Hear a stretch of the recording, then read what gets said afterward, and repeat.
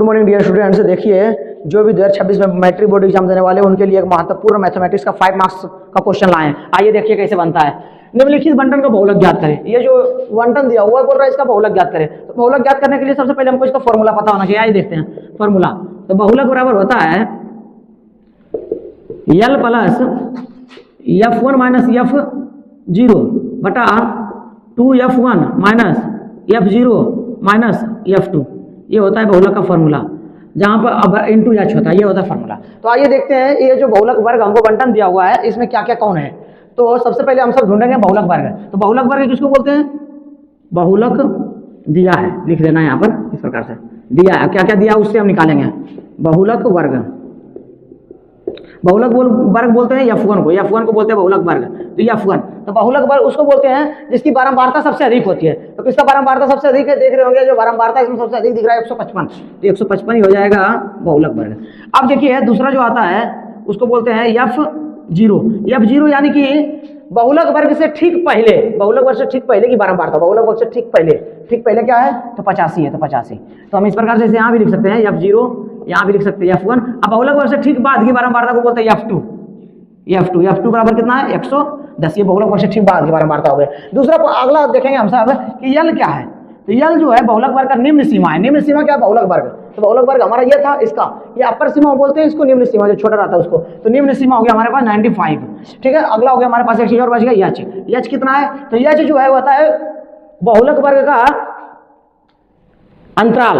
कहने का मतलब बहुलक वर्ग का अंतराल, बीच का अंतर। तो ये बीच का अंतर, ये वर्गमाप जिसको बोल सकते हैं, या फिर हम तो इसका वर्गमाप जो है बीच का दो चीज का अंतर जो है 5 है। तो ये वर्गमाप 5 हो जाएगा हमारे पास। ये हमारे पास दिया हुआ है।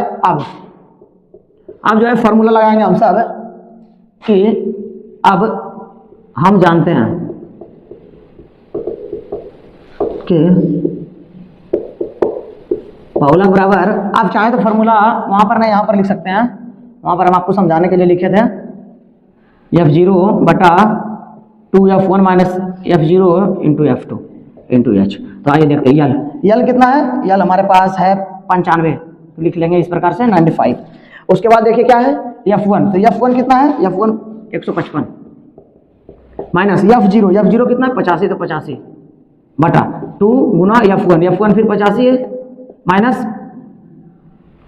F1 कितना है? 155। तो 155 लिख लेंगे यहाँ पर माइनस F0 जो हमारे पास 85 है और F2 जो है हमारे पास वो है 110 इंटू एच कितना है? एच 5 है। इस प्रकार से 5 लिख लेंगे। अब 95 देखिए इसमें से इसको घटाइए, कितना आएगा? 5 घट जाएगा और 150 में से घटेगा 80 तो बचेगा 70। और ये दोनों को आपस में मल्टीप्लाई करेंगे तो 15 10 1 11 एक बाकी एक और 2 एकम 3 310 आ जाएगा। माइनस ये माइनस दोनों आपस में, तो दोनों आपस में जुट जाएगा। तो ये हो जाएगा 195।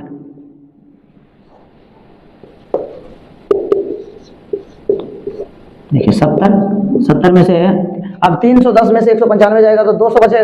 देखिए एक पैसा लिए 10 में से 5 गया तो 5। यहाँ पर बचा कितना? यहाँ पर 0 बचा। एक पैसा लिया तो 10 हो गया, 10 में से 9 गया तो बच गया। यहाँ पर 2 बचा है और 2 में से 1 गया तो 1 बचा। 155 इतना आ जाएगा।